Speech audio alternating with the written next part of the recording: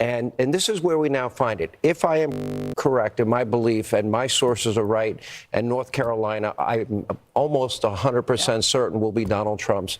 And Georgia, I believe, Harold and I have been going back and forth on this, will go to Donald Trump.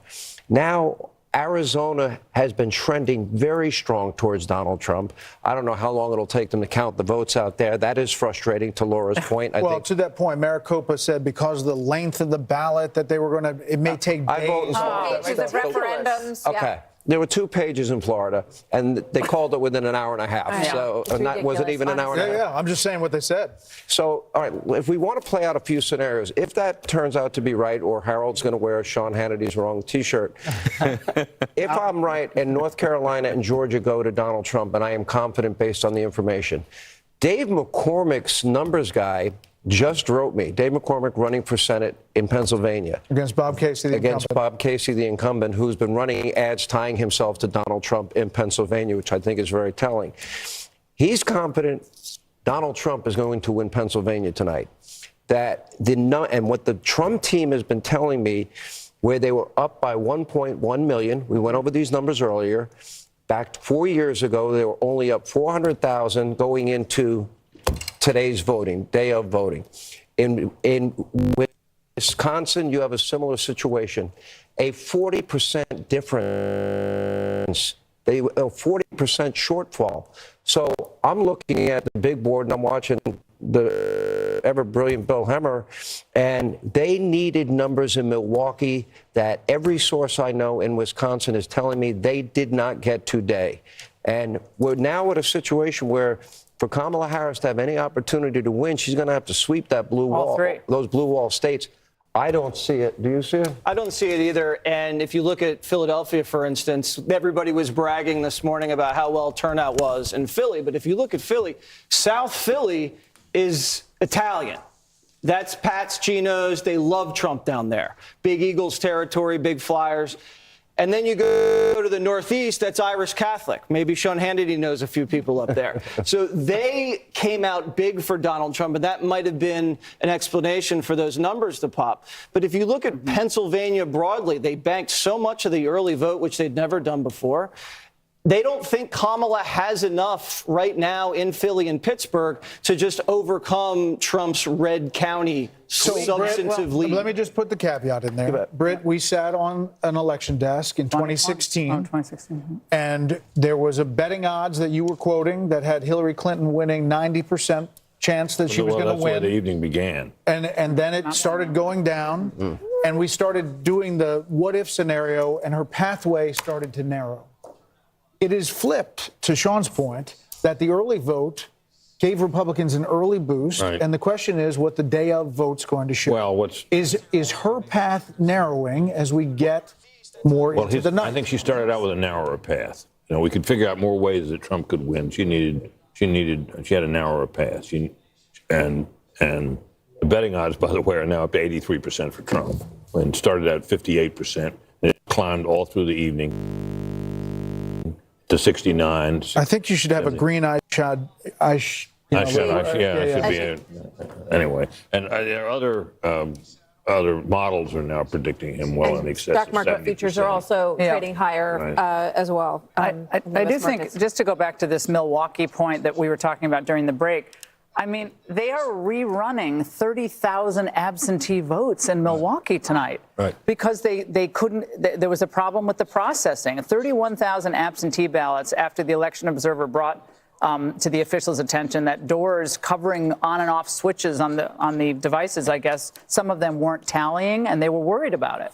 So just for integrity purposes, they're rerunning all those ballots. So we might not hear the full and final counting from Milwaukee until tomorrow. AP Votecast has Trump winning 23% of black men.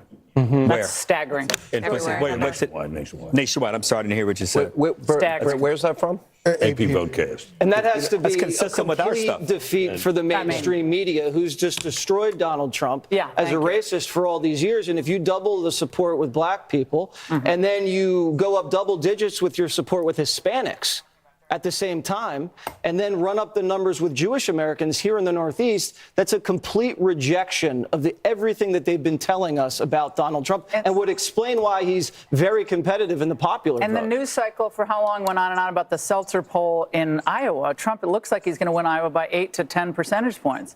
Well, Seltzer. I don't remember what that was called, but it was like he was going to lose Iowa. I mean, it made no sense. Can I just check? Let's go back to Pennsylvania really quick. I know you're in Wisconsin, but can we just go to Pennsylvania? I sure can. And this is I want to come back to this. It's a fascinating story. It's happening in Wisconsin, okay? So go ahead, Brett, with your question in Pennsylvania. Lackawanna County. This is Lackawanna Scranton. County. You got it. Let me come back to current day, right? It's 2024, isn't it, guys? Yeah, it is. Yeah, I do believe, okay? So I'm kidding. So this is Lackawanna. This is Scranton. Okay, so she's got an edge. Go ahead.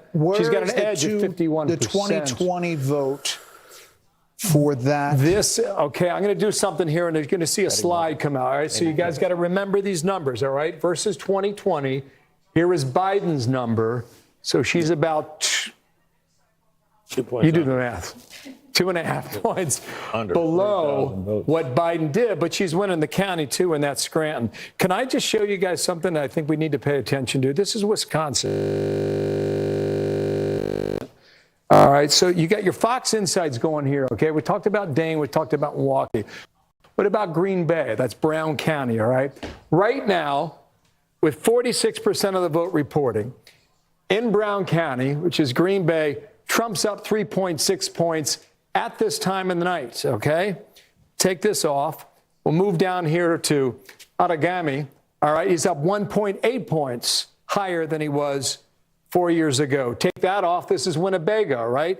Trump is up 1.3 points at this point in the vote, higher than he was 4 years ago. And, you know, when you're analyzing the state going into this election, those are three of the counties you're looking at where he's trying to, like, drive the numbers up. And he's able to do that. And so this is where we sit, you know, half a point.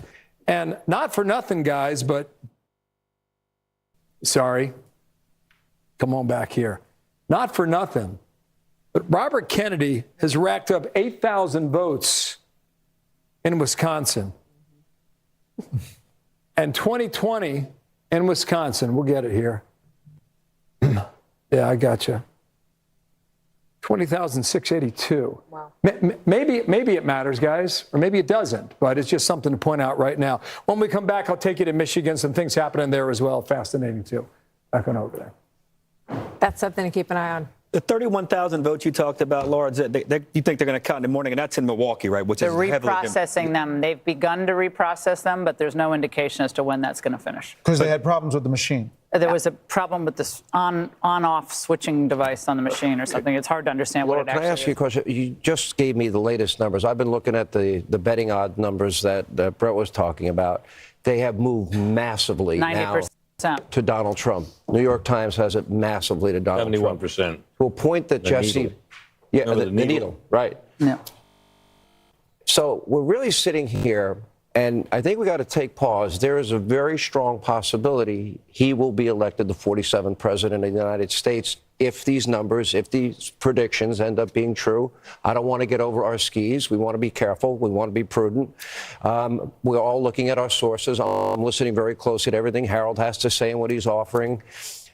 But if that is true, after all that they have thrown at this man, after all that they have done to this man, and with all the media that wouldn't even vet her and her radical positions, the only person in the media that challenged her in any reasonably tough way is sitting right here at this table, and that was you, Brett. And to think she never had to answer why she doesn't think we should say radical Islamic terrorism, why she wasn't asked about supporting a bail fund, 574 riots in the summer of 2024, or co-sponsoring the Green New Deal, or saying no private health insurance, Medicare for all, or sex change operations for, illegal immigrants. What will this say, Britt, about legacy media in America? It's dead. The decline of its influence has been evident for years. This is further proof of it. And in some respects, I think that the behavior of the legacy media backfired against the candidate they were supporting, because it was so over the top. Same with the prosecutions. The same thing happened. You think it all contributed to? Oh, I do. Yeah, I agree with you. What do you got, Bill? Got something? I just punching up through Iowa. You know, everybody was talking about the poll, right? You know, the Again, Des Moines another Register. mention, You know, yeah. I mean, another chit, right? A poll that will not be named. That's correct. Until we get a little of the backsheesh, right? 40%, and you got a 7-point lead for Trump. Okay, so I don't know what they were seeing in the poll. I mean, they were obviously seeing something out there in Iowa, but this is Trump pulling away. Daniel, let me as you bounce around. Yeah, all good. This is Ohio, guys, okay? 8 points in 2016, 8 points in 2020. 80% of the estimated vote is in. He's up more than 12 points in the Buckeye State. Dana, if even if we're not there yet. We're not calling these states. We're going to wait and see how this raw vote total goes. But you'd rather be him. The path is getting clearer for him right now. To Sean's point, even that he's here at this moment, from January 7th, 2021 until now, is probably the biggest political phoenix from the ashes that we have ever seen in the history of politics. In the days after January 6th, I remember sitting, I think, with you, Brett, and I said, this guy, Trump, he's radioactive. Republicans have turned against him. They want rid of him. They want him. He's an obstacle. He's a problem. And I thought, no, I didn't think a political comeback by him was possible. I would say. And yet here we are. He's the toughest son of a gun I've ever seen. Yeah, that's for ever. sure, right? I mean, all he's had thrown at him. I mean, I'd be in an insane asylum. I think there's an interesting rhetorical trick you can always play with these things. When Sean says, think of all the things that they have done to him. And in spite of that, he puts together this probably the most racially diverse political coalition we've seen in generations. But you could also say it is because of what they did to him. And turn that around. It's not just in spite of it. Like, he's a tough guy and he's That's a great point. energetic, but it That's could what I'm be saying, it because contributed. of Overdone. Well, and also, Overkill. I think we shouldn't underestimate the importance of policy in all of this. Like, Absolutely. the Trump agenda in 2019 delivered some of the most stunning economic gains to blue-collar workers, the people that we came from, that we had seen in 25 years or maybe even longer. So from the border to the economy to foreign policy and peace, that resonated with young people, with men, with this new demographic coalition. And I think it's not just the greatest political comeback of all time. If these trends continue, a big if, but if, it will be the greatest comeback, I believe, in history, because this man was counted out and called every name in the book. They want to put him in jail tonight. If they could, they would put him in jail. Final word. And I hate to get ahead of ourselves, but if he does win and the numbers hold up and the popular vote is what it is, he would have a mandate. He would have a diverse winning coalition that he would then be able to govern with. the House. He got And both he the would- House and the Senate. He would probably have the Senate. Maybe he doesn't have the House. But that mandate would have to be respected. So it would be up to Democrats and the media to determine how's their posture going to be towards a seemingly very popular president who's had the greatest upset victory, followed by the most controversial election, followed by the greatest comeback victory we've ever seen. So, We shall see. Yeah, so I'm going to say, Primes. we may have this We said conversation if. We several said if. hours You said from it. now. If. But listen, the primes. Call you the primes now. right. 7, 8, and 9. What am I? The Avengers. A cut of prime, you know. Exactly. Thank you very much. Thank you, You guys, great coverage. Have fun. Fantastic over to here. be We're on together. I don't think so. Thank you so much, guys. That was great. Have fun It was tonight. great to The have. vote count is underway. More results coming in. We're tracking it all as Fox News Democracy 24 marches on.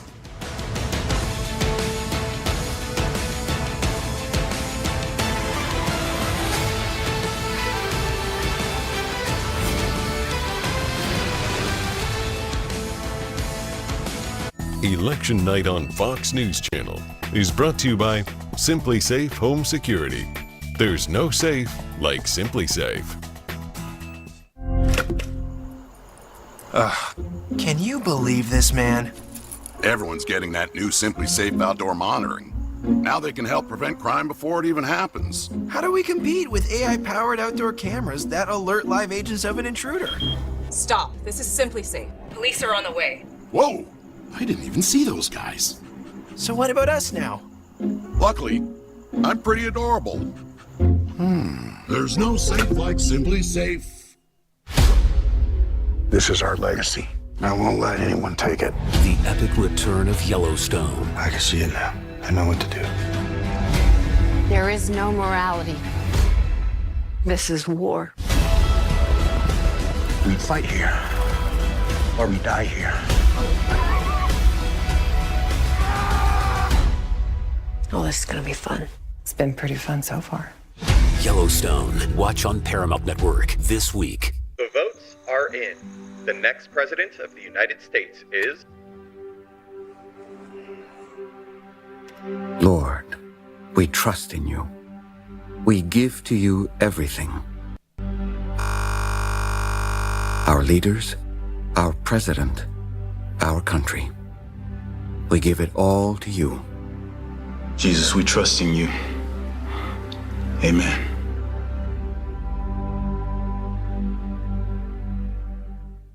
I got this $1,000 camera for only $41 on DealDash. DealDash.com. Online auctions since 2009. This PlayStation 5 sold for only 50 cents. This iPad Pro sold for less than $34. And this Nintendo Switch sold for less than $20. I got this KitchenAid stand mixer for only $56. I got this barbecue smoker for 26 bucks. And shipping is always free.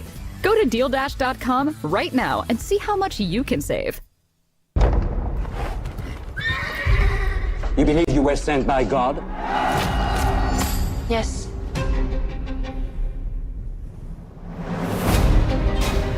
Repent!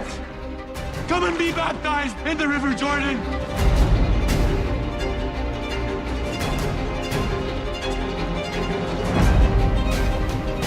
I speak in the name of the one true God.